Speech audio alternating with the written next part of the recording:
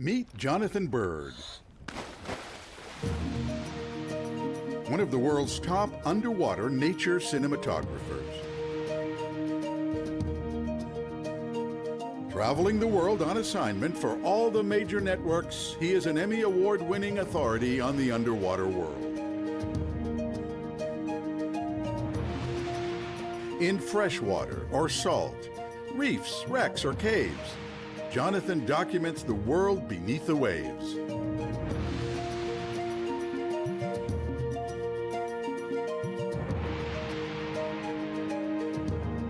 Welcome to the Blue World.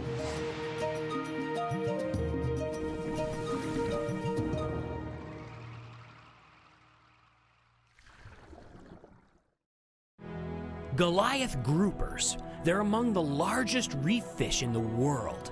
They used to be common throughout the Caribbean, but then their numbers started to plummet in the 1980s. That's because everybody wants to catch an 800-pound fish. So pretty soon, the Goliath grouper had been fished almost to extinction. In 1990, the U.S. government had to take drastic measures to protect these fish, so they passed a law that banned all fishing of Goliath groupers. Now, 19 years later, they're making a remarkable comeback. The Goliath grouper is still very rare. In fact, most divers have never even seen one. David Doubilet, the world-famous National Geographic magazine photographer, has invited me to join him and his wife, Jen Hayes, who's also his photo assistant, on a Goliath grouper filming expedition. How could I turn down an invitation like that? So I head down to beautiful West Palm Beach, Florida in September on a mission to see one of these magnificent fish in person. We board the Shearwater, a large dive boat that will be our base of operations for a week. I'm really excited as we pull away from the dock. Captain Jim Abernathy is taking us to a shipwreck where the groupers are known to hide. It's not far from the sprawling coastline of West Palm Beach. Since it's only a 10-minute ride to the first shipwreck where we'll be looking for Goliath groupers, I get right to work putting my gear together.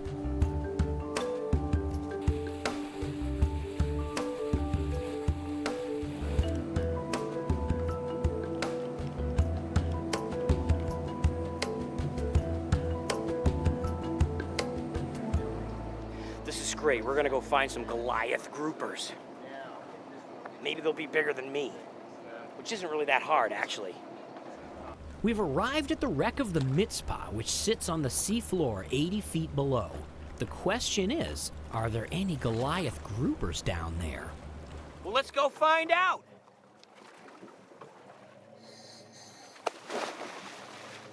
After I get in, David and Jen follow with their still cameras. My cameraman Pierre and I start descending to the wreck.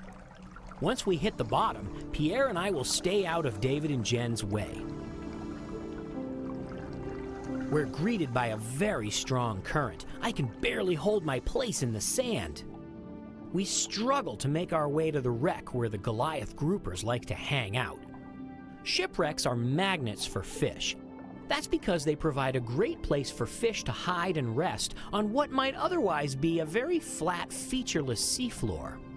The shipwrecks off the east coast of Florida have become some of the best places to find Goliath groupers, but a typical shipwreck only has one or two of them hanging around. Things are different here in September. That's when the Goliath groupers get together in large numbers to spawn. We're thrilled to find some big Goliath groupers.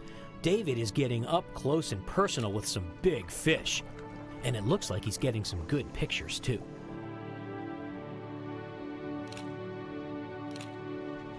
The groupers don't like the current much either, so they hide behind the wreck the same way one might hide behind a large object to get out of the wind. An even better place to hide is inside the wreck. I make my way over to a doorway to have a peek into the dark interior. I can see a couple Goliath groupers in there. I swim inside to see if I can get some closer shots. They tolerate my presence until I get a little too close. Then they swim away, spooked by a diver in such close quarters with them. But outside, they let me get really close. These groupers are surrounded by little silvery fish called cigar minnows. The minnows might look like they're hiding out of the current, but they're really aggregating close to the groupers. What could they be up to? The Goliath groupers look like they're just hanging out, but they're waiting for something, just like the cigar minnows. Later, when the current relaxes, dozens of groupers are gathering together in the water column above the wreck. What's going on? It's the mating season, and these fish are preparing to spawn, probably at dusk or after sunset. Unfortunately, I'm low on air and I need to head back to the surface. Pierre and I do a safety stop on the anchor line as we eagerly anticipate the next dive. That is incredible. Those fish are so huge. They're like the size of refrigerators. Unbelievable. As the massive fish gather into groups for their evening spawning, I'm up above getting ready. I hope I don't miss anything. These fish only spawn once a year, in September, during the full moon, at dusk. And they only do it for maybe 1 or 2 nights. We know they spawned last night, so this might be my last chance to film this. So, as the sun gets low in the sky, Pierre and I jump back into the water. We head back down to the wreck. The Goliath groupers are all around the wreck in abundance. These groupers are so large that they don't need to worry about too many predators. With almost no current now, they head away from the protection of the wreck into open water. Clouds of cigar minnows stick to the groupers like glue, eagerly anticipating millions of delicious eggs that the groupers will release when they spawn. The medium-sized fish, called jacks, make runs at the cigar minnows to see if they can catch a meal.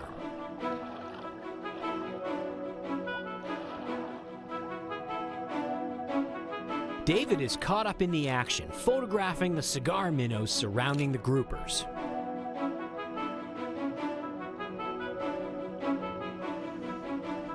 I keep looking for any kind of mating activity, but something totally unexpected catches my eye.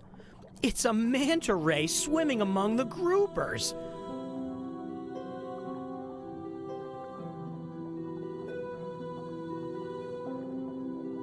I move in for a shot of the ray. It doesn't seem afraid of me.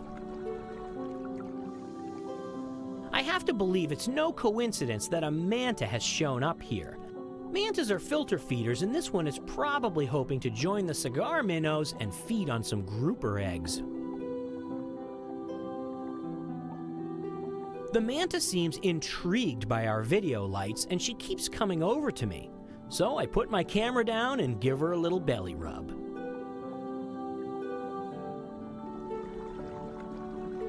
And then the manta swings around and says hi to Pierre. What a thrill for both of us! Any dive with a manta ray and fish the size of refrigerators is definitely a good day at the office. Mantas are awesome, but I need to keep my attention and my camera focused on the big groupers so I don't miss anything.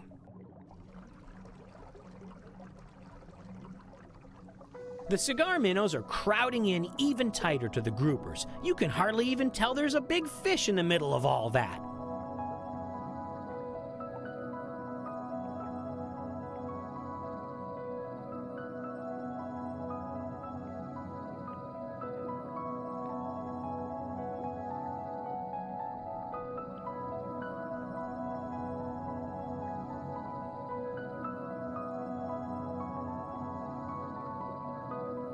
It's an amazing spectacle to observe. These enormous fish would make Michael Jordan feel small, and the cigar minnows are just magical to watch. We see a lot of what looks like courting, but no spawning. Maybe the groupers are more bothered by our presence than they let on, or maybe they're just waiting until dark. But as it gets later and later, we're running out of light and air. Reluctantly, Pierre and I must head back to the surface. It looks like the spawning will happen later in the evening, and I'll miss it. Back aboard the boat, David and Jen are looking at their shots. See that? That is really nice. Even though we didn't see the actual spawning, the dive was still well worth the effort. That was an incredible experience. Those fish are just majestic, covered with all those beautiful fish. We didn't actually see the spawning event. Not sure if they're maybe doing it now, but we finally had to come up. We ran out of time and it was really dark, but unbelievable. That was something I will never forget. The Goliath Grouper is a spectacular example of successful marine conservation. This vulnerable fish was pushed to the very brink of extinction, but was saved at the last minute by laws to protect them. In less than 20 years, they've made a strong comeback. And although their population has not yet fully recovered, they're well on their way. The Great Barrier Reef. It's probably the most famous reef in the world, and the largest. It's not just visible from the air, but from space. You know, it's hard to believe I've been diving for over 20 years, and I've never seen the Great Barrier Reef in Australia. But today, I've made it all the way to Cairns, and I'm gonna get my chance. Cairns is a city in Queensland, the northeast state of Australia. The Great Barrier Reef runs 1,600 miles along the coast of Queensland. It's made of millions of interconnected coral heads, forming the world's largest structure made by living organisms. To see the whole thing, you need to get pretty high up. This satellite image was made from 400 miles above the ocean. You can see the reef just offshore. For my first encounter on the Great Barrier Reef, I'll be making the trip out on a big catamaran operated by Sunlover Cruises. The crew unties the boat and I enjoy the scenery as we head offshore.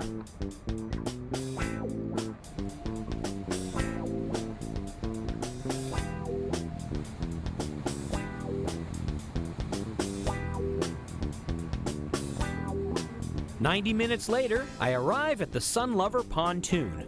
I have never seen a dive operation like this before. The boat is huge, but we don't dive from the boat. Instead, we dock at this massive pontoon, sort of like a floating dive shop, and spend the day right next to the reef in a protected spot. Pure luxury. Time to check out the facilities.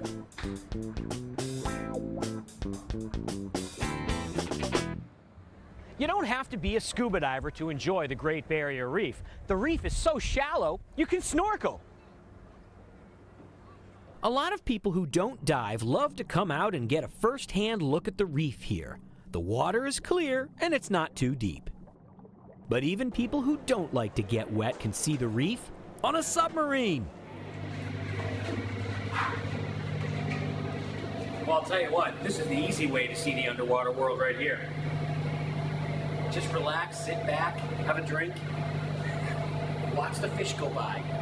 And for a diving experience unlike any other, anyone can try the Sea Walker experience. All you need is a 40-pound helmet. I walk down the stairs into the water, and the staff outfits me with the strangest piece of dive gear I've ever used. With no fins on, I just walk out to a massive school of fish. My hair doesn't even get wet. This is incredible. They've got about 1,000 fish around here. I feel like Dr. Sylvia Earle, deep sea diver.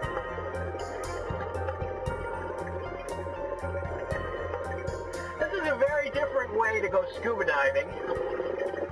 And this just goes to show you, if you don't want to wear a mask, and you don't want to wear a regulator, and maybe you can't even swim that well, you can do this. It's just like walking. You know, I've had a lot of experiences underwater, and this is definitely one of the most unique. demonstrate how this helmet works, I have an ordinary water glass, which obviously is full of water. But if I turn it upside down, I can fill it with air.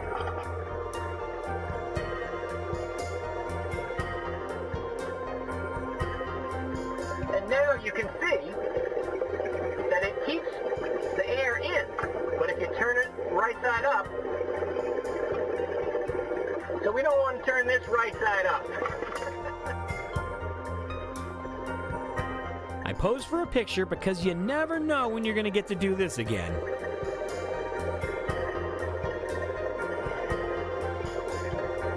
Next, I meet Vance Fahey, who will be my dive master for a scuba dive on the reef today. Well, I can't wait. Let's get suited up. Get right into it. All right.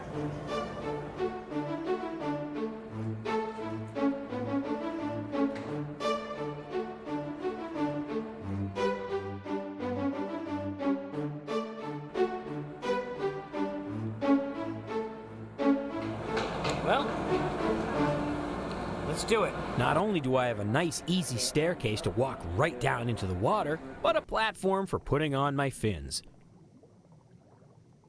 I can get used to this. On the platform is a group of new divers getting their first taste of the underwater world. At last, I head out onto the reef to explore.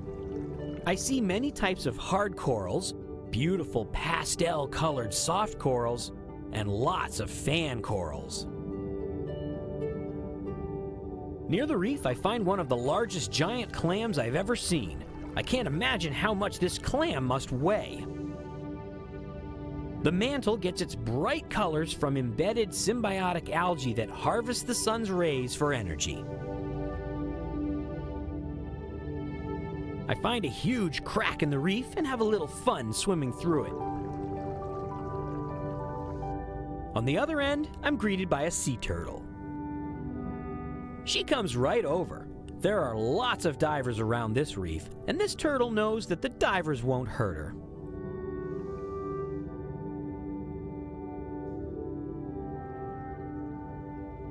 Once she has decided that I'm not doing anything terribly interesting, she goes back to looking for her favorite sponges to eat.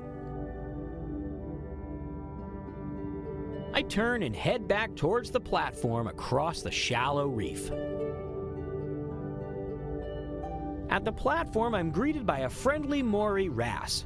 This monster of a fish reaches both the length and the weight of a motorcycle. I'm just glad they prefer to eat crustaceans and mollusks, not divers. I think I've made a new friend.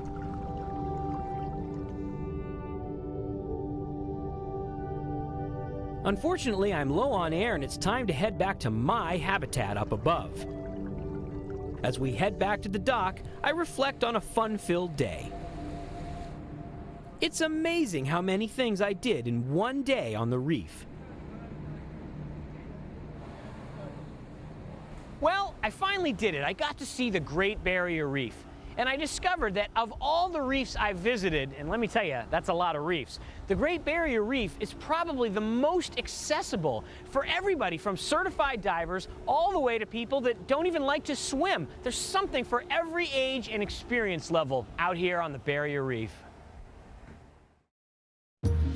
Don't go away. Jonathan is about to find some of the most amazingly camouflaged animals in the sea.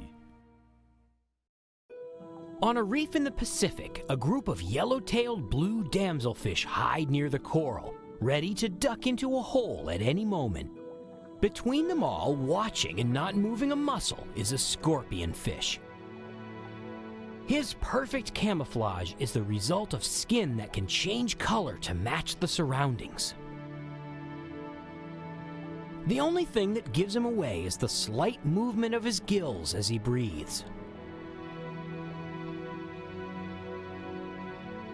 He's watching the damselfish. They're blissfully unaware of his presence. Soon, a damselfish comes too close. The scorpionfish is so confident in its camouflage that almost nothing can frighten it. Many animals in the ocean rely upon camouflage to hunt their prey or to avoid being eaten. This crocodile fish is so well camouflaged that divers rarely notice them. Even its eye has camouflage because a round black pupil would give it away. Like the crocodile fish, the frogfish is an ambush predator that hides using camouflage to look like a sponge with algae growing on it. It doesn't swim very much. Instead, it walks on its foot-like fins. It moves slowly so it doesn't give itself away. The frogfish is watching a group of tiny anthias waiting for one to come close enough to eat. The frogfish hasn't eaten in days, but no matter how hungry she is, she must wait patiently for prey to come to her. She watches and waits. It may be hours before she gets a meal. Later, as the sun sets, she's still waiting in the shadows, practically invisible to the anthias.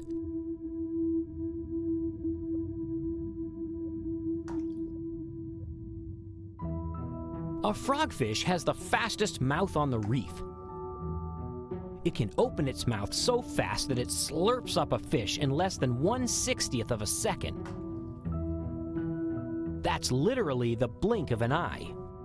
Even in slow motion, the gulp is barely visible. Her camouflage has really paid off. Although sometimes camouflage is about blending into the bottom, other times a creature evolves to mimic another creature. This is called mimicry. Come check out this fish.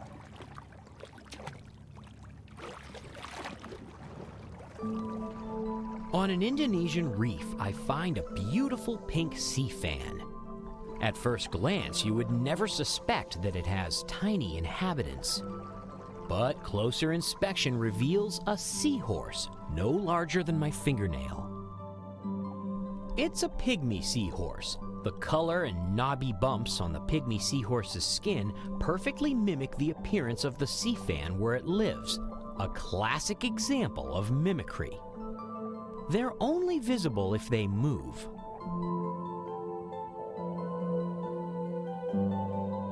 These animals live their entire lives in safety because they're nearly invisible to predators, and they never have to leave the safety of the sea fan because they feed on plankton drifting right by their home.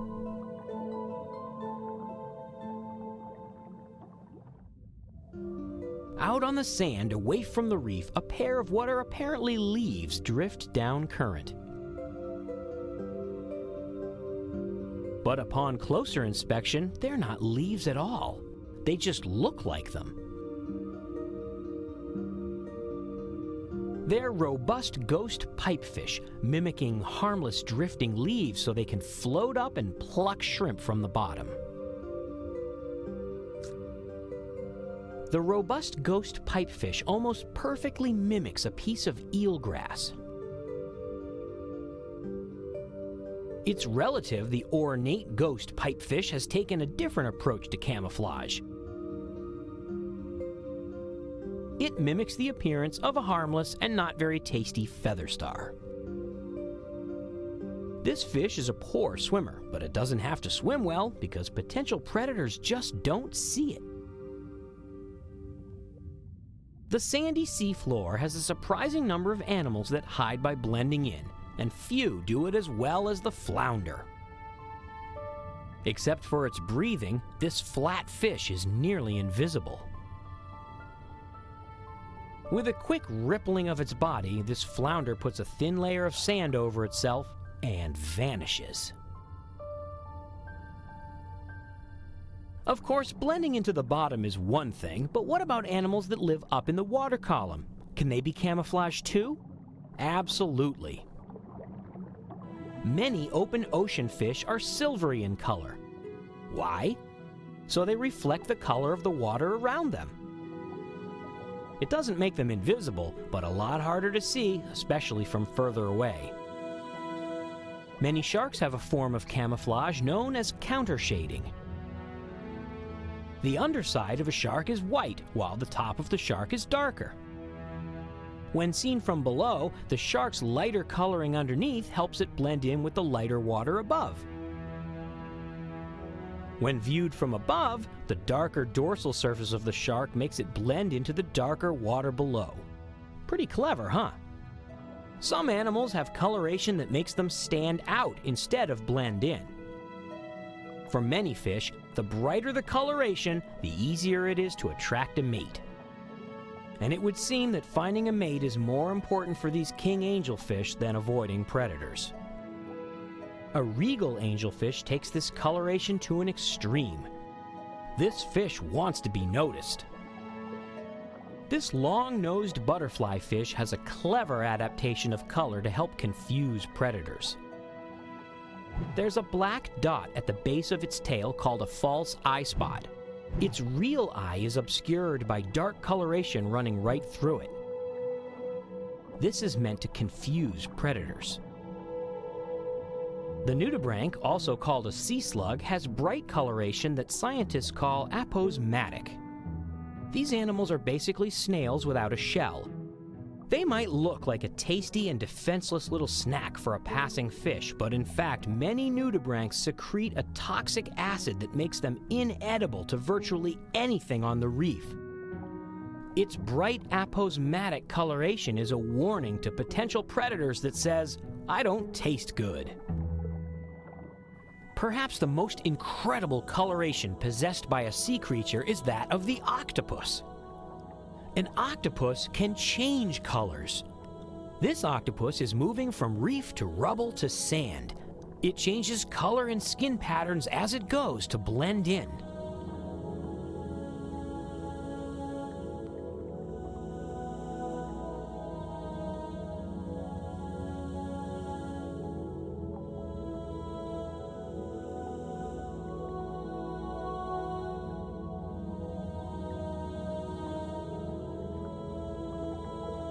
There are almost as many camouflage and color schemes in the ocean as there are fish in the sea.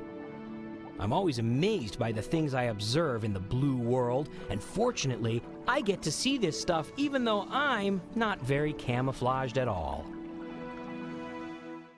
Meet Jonathan Bird, one of the world's top underwater nature cinematographers. Traveling the world on assignment for all the major networks, he is an Emmy Award-winning authority on the underwater world. In freshwater or salt, reefs, wrecks, or caves, Jonathan documents the world beneath the waves.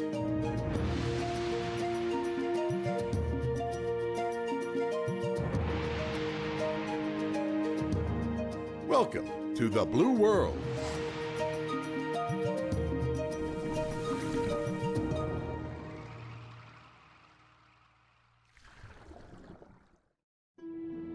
The ocean is full of fascinating animals and stories. I love to investigate and film these stories, and sometimes I get lucky. On a recent expedition, I learned about an amazing story of survival. And that story involves a 10-foot-long pilot whale that was stranded here on the Caribbean island of Curacao. The pilot whale's name is Sully, and his story began in July of 2009 when he stranded on a Curacao beach. But he was incredibly lucky to land there since it's home to the Curacao Sea Aquarium, one of the few places in the entire Caribbean with the facilities and expertise to care for him. George Kiefer, the president of the Southern Caribbean Cetacean Network, was quick to respond when he got a telephone call alerting him to the stranded pilot whale on a beach only 10 minutes from his office. I could tell right away he was a pilot whale, but didn't know if it was a male or female. But wow, it was a skeleton. I mean, it was as emaciated as a whale or dolphin could possibly be and still be swimming. I mean, skin and bones. He had swam right out of the bay and then could come back in the bay again.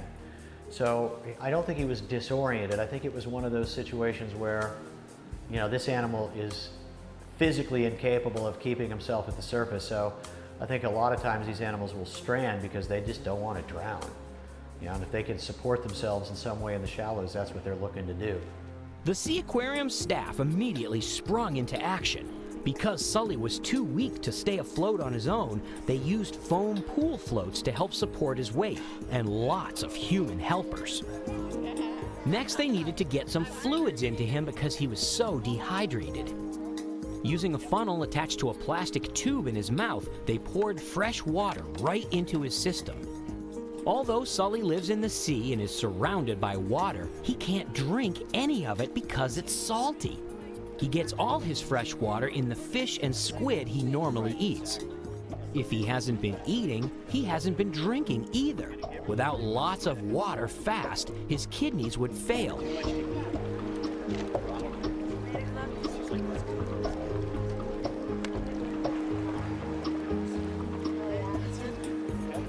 Once Sully was hydrated, George decided to see if he would eat anything. The dolphins at the Sea Aquarium like herring, so George brought over a bucket of herring to try on Sully. He wasn't sure if the whale would accept food from him. But Sully was hungry and he gulped down the fish from George. He got so excited that they had a hard time keeping a hold on him. Soon they set up a makeshift pen, mostly to keep Sully safe from boats and curious swimmers. Sully had become a celebrity, and the crowd started gathering. Volunteers took turns not just helping to keep him afloat, but making sure he was safe. Within only a few days, Sully gained a lot of strength and looked like he was ready to swim by himself. She's swimming a little, Amy? Okay. Amy, drop off. Zeus, drop off. Yep, go. The flotation devices were removed one at a time, and Sully swam on his own. Good kick to the tail. Up until that point, the volunteers had been calling him the Whale. George decided the pilot whale needed a name. You know, I started calling him Sully as a nickname. I thought, yeah, we should be calling him something other than the Whale. So I thought, well, okay, pilot whale, who's a famous pilot? Then I thought of the pilot who landed his plane in the Hudson and kept all 155 people alive after falling out of the sky with no engines. I thought, that's pretty cool. Sully. Within a few weeks, Sully was strong enough that he was getting rambunctious. George felt he needed to get some exercise. So they trained him to follow a boat.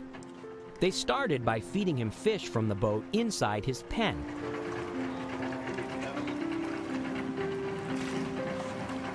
Once he was used to following the boat around for food inside the pen, they took him just outside the pen and continued the training.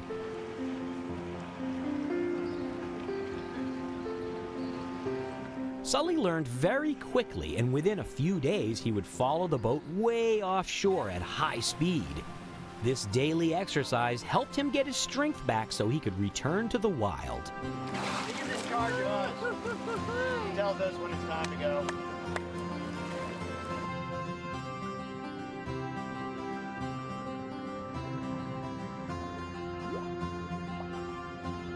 By the time I arrived on the island 3 months later, Sully was back to full strength. He was being fed lots of fish several times a day.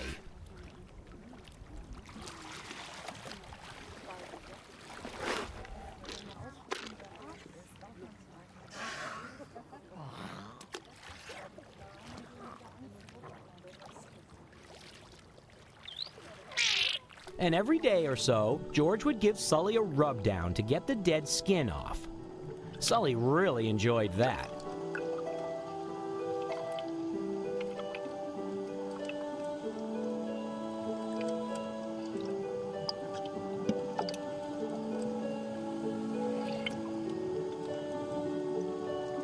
George would lie out on a board suspended above the water, and Sully would come right over. Now this is the only time we touch him, and that's to rub off all that loose skin. But nobody ever went in the water with the whale because they didn't want to acclimate him to humans. If he became too friendly towards people, they might never get him to go back to his own kind. He might just start hanging around the beach looking for people to play with.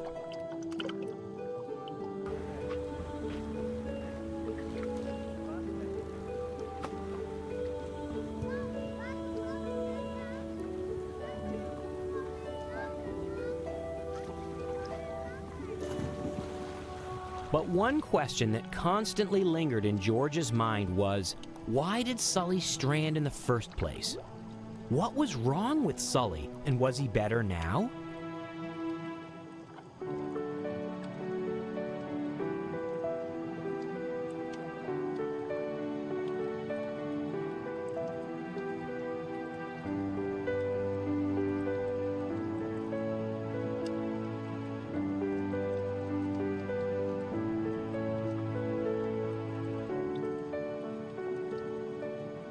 I joined George one morning as he took Sully out for his daily exercise swim.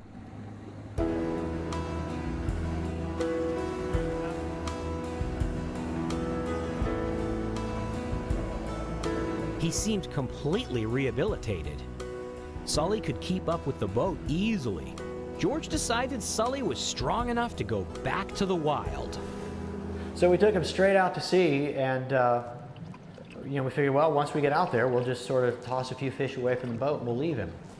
And we did that. It took us about an hour offshore. We figured we're at least 10 miles out there. Well, okay, it's deep open water. This is their habitat. Hopefully he'll come across some pilot whales and head on back. So we're coming back at full speed, and that boat, I'm estimating you're talking about, 30 miles an hour, so maybe 45 kilometers per hour. We're moving. And so as we're heading back towards the island, a few minutes later, one of the crew on the boat, there's two other trainers with me, Naomi and Junior, and Naomi says, I think I see him back there. What they discovered is just how fast Sully can swim. Even at full throttle, they couldn't lose him, and he followed the boat all the way back to his pen. Why wouldn't he go back to the wild? Maybe he didn't want to be alone. So George decided the only way they would ever get Sully back to the wild would be to hook him up with a pod of pilot whales. For weeks, every fisherman on the island and even the Coast Guard were keeping an eye out for a pod of pilot whales for Sully. Soon they found a pod. George and the Sea Aquarium staff led Sully out to the pod to make an introduction. Oh, go, go, go! He's looking. Go, All right, man, go. Looking at him. Yep. Yep. Keep Go, your fingers man. crossed, Dutch. All right, thanks. Go, buddy, go! Unfortunately, Sully had no interest. He looked at the pod and swam right back to the boat. Once again, he followed them straight back to his pen. Clearly, Sully had no intention of going back to the wild, but nobody knew why. Unfortunately, Sully couldn't stay in his pen. First of all, it was designed to be temporary, and the volunteers couldn't watch him forever. And he was eating 60 to 70 pounds of fish every day. The Sea Aquarium couldn't afford to keep feeding him. They had to find another facility to take care of Sully. Someplace with the space and resources to handle a hungry pilot whale. Fortunately, SeaWorld in San Diego offered Sully a permanent home. Soon, George and his staff were preparing Sully for his first airplane ride. Using a sling, they loaded Sully onto a truck carrying a custom-made tank that would keep Sully in the water for his entire journey, over 3,000 miles. Soon, the truck departed from the Curacao Sea Aquarium for the airport. Sully was loaded onto a FedEx jet for his $100,000 private charter directly to San Diego. George and several volunteers went along to help out. During the flight, they took turns pouring water onto Sully to keep him cool and relaxed at 30,000 feet.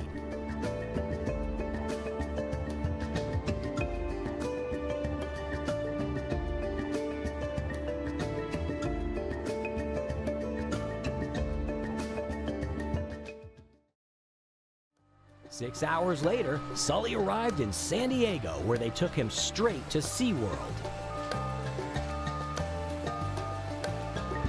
George was there too, and helped get Sully acquainted with his new home. Soon he was swimming around, none the worse for wear. Boy, Sully. In an effort to learn why Sully stranded, the Hub SeaWorld Marine Institute got together with the U.S. Navy Marine Mammal Program to test his hearing. Using sophisticated gear, they found the answer. Sully can't hear above 10 kilohertz. A normal pilot whale should be able to hear up to at least 100 kilohertz. So basically, Sully is hard of hearing. And without being able to hear those really high frequencies, he can't hunt using his echolocation in the deep ocean. Without being able to catch anything to eat, Sully was slowly starving to death. Since Sully's life depends on being fed, he can never go back to the wild. It's a good thing SeaWorld volunteered to take care of him. I head out to San Diego to visit my buddy Sully, and as soon as I see the Shamu mobile, I know I'm in the right place. SeaWorld is known for their incredible dolphin and whale programs that bring thousands of people to appreciate life in the oceans.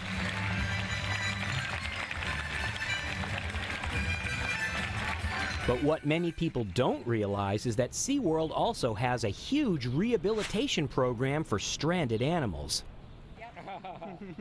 I catch up with Sully in one of the rehab tanks far from the crowds out front. He smiles for my camera. I wonder if he remembers me. We've been following his story. Okay. So this is sort of the completion of his story to be here. Soon I'm introduced to Jennifer Shorney, one of Sully's trainers. Oh, we all love Sully. Sully is a special place in everyone's heart. Is he a ham? He looks, he's hamming it up for the camera over here. Yes, he absolutely is a bit of a ham. So tell me, what are you feeding him? Sully gets a wide variety of fish. He's actually, a big bulk of his base right now is squid, but he's also getting some herring. He's learning to eat capelin as well as sardines. So he's eating all different types of fish. Can I try feeding him? Absolutely. Wow. So what do I do? Just a couple fish? Yeah, just take a couple fish two or and three? just toss them right on in. All right. Perfect. Hey, Sully, here we go. And he's not particular about which way, front or back. And you'll see him sometimes when he's rearranging the food, he'll definitely push out all the water, but you can tell he gobbled those down real quick. So 65 pounds a day. Yes. You're doing this a lot. A lot. This is what we do. How many times a day? A lot. Oh, thanks. Thanks, buddy. Thank he you. says hello. We're going to be stepping down numerous times throughout the day to him. Squid. Oh, yeah. Look at him. He's like, I want the squid, I want the squid. All right, here comes. Yeah. Oh, Sully, you're so good. Perfect. Here we go. Sully's favorite time of the day and things he absolutely loves. He loves to be rubbed down. So we called it the line of love. He loves it. And what we'll do is we're going to line ourselves up back there, and you'll just see him. It's almost like a car wash. He'll go back and forth and just absolutely love it. I get the chance to join in on the line of love and give Sully a little rub. My baby boy. Look at him just rolling around. I know. He absolutely loves it. It's your favorite time. Sully has put on over 200 pounds since arriving at SeaWorld. He's a growing whale, eating 65 pounds of fish and squid every day. See the skin coming off. I know. And it's really amazing. I mean, and there you go. Oh, look at that. Hi, baby The boy. ultimate. Yes. So as you can tell, he's a pretty happy guy. Well, how could he not be? I know, right? He's got 3 ladies giving him a rub there. I know.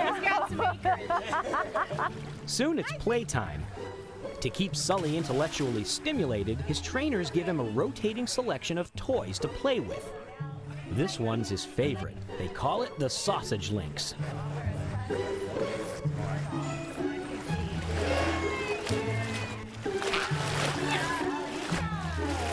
He likes to grab it in his mouth and pull it underwater, which takes quite a bit of force. That thing under. I know, right? Buoyancy on that thing. That must have 50 pounds of positive It's amazing. buoyancy. And it looks so easy for him, doesn't it? He also likes his beach hat. There you go. He loves to collect his toys and bring them all together.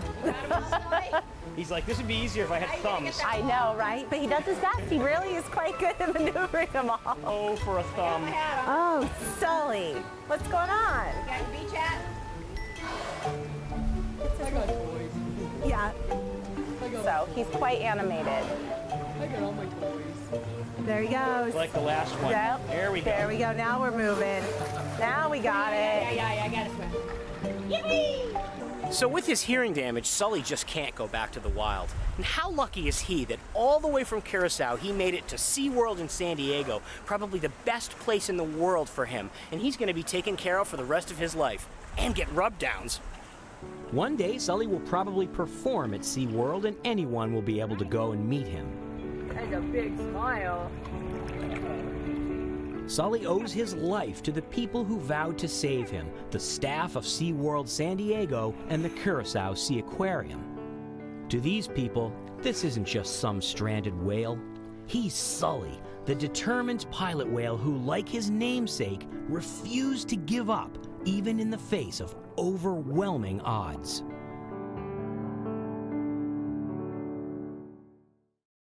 Fish never need to take a bath because they live in water, but they do need to get clean. Instead of using soap, they rely on the assistance of another animal. It may come as a surprise that fish even need to be cleaned, but fish get cuts and scrapes in the course of everyday life.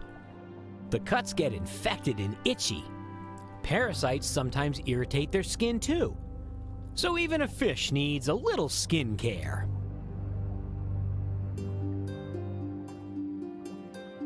That means a trip to a cleaning station. This is a place on the reef where one kind of animal cleans another. Cleaners are usually small fish or shrimp. Larger fish come in to get cleaned and wait for the attention of the cleaners. Sometimes fish even open their sensitive gills to the cleaners. Like a beauty parlor downtown, the cleaning station is a popular place. It keeps the cleaners busy from dawn to dusk with a steady supply of customers. When the cleaning station gets busy, customers have to line up and wait. Sometimes service can be downright slow.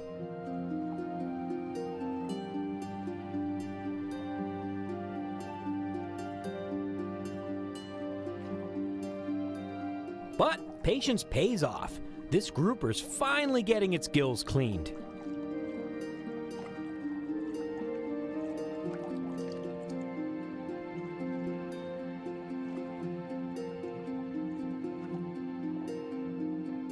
Cleaners are so important that even top predators like barracudas won't eat them, but line up and wait for service.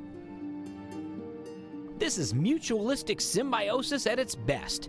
Not only do the larger fish get cleaned, but the cleaners get a meal. They eat the parasites and dead skin from the fish they clean.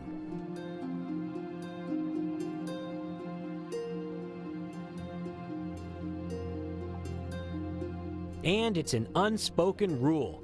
Nobody eats the cleaner fish.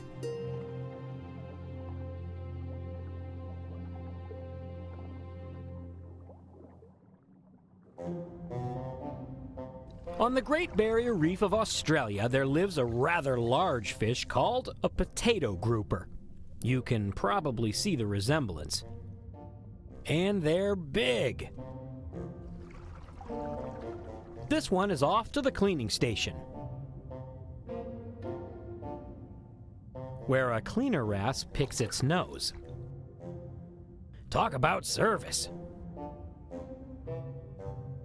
But the grouper doesn't really want me to watch.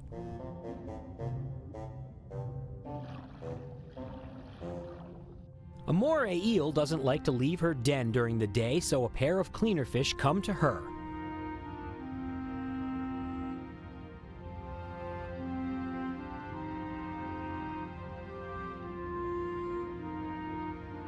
But sometimes the plucking of parasites hurts a little.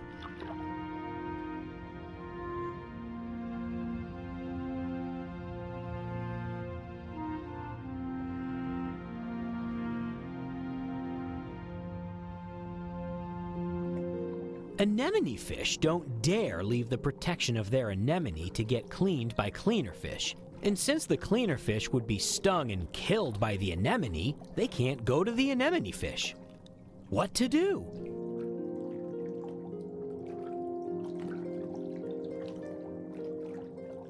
In this case, a cleaner shrimp lives in the anemone with the fish, ready to spring into action whenever a fish needs cleaning.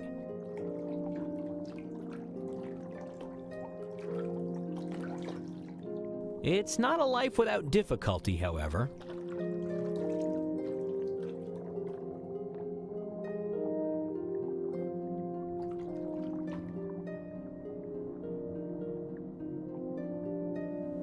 But fish are not the only animals to get cleaned. Sea turtles, manta rays, and even sharks line up for the services of cleaners. On a reef in the Philippines, a thresher shark with a tail as long as its body comes in from the open ocean to circle around its favorite cleaning station. Every morning, the sharks come here early for their cleaning.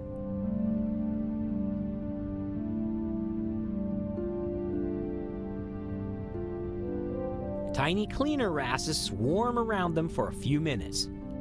When the sharks are finished being cleaned, they leave the reef and swim back to the open sea. Nobody knows where the threshers go, but they'll be back to this very cleaning station tomorrow morning to be cleaned again.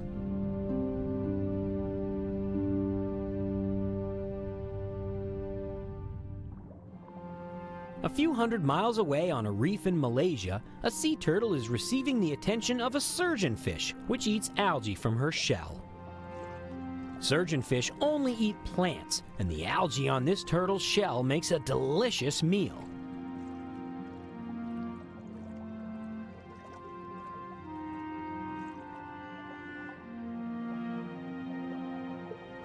And since all that algae can slow a turtle down, the fish is doing the turtle a favor by removing it. Everyone gets something out of this deal.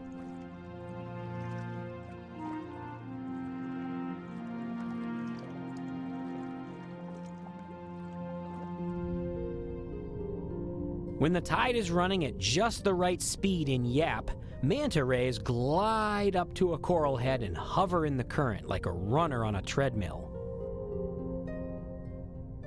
This allows them to maintain a spot right over the cleaning station so they can enjoy the benefits of cleaners as well. The cleaners go right in and out of their gills, cleaning off parasites like copepods.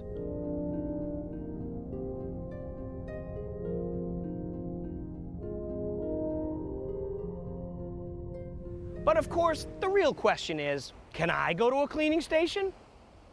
I don't look like a fish, but it's worth a try. I find a nice anemone on the island of Bonaire with a cleaner shrimp looking bored with no customers. Maybe my hand will look like a really pathetic fish.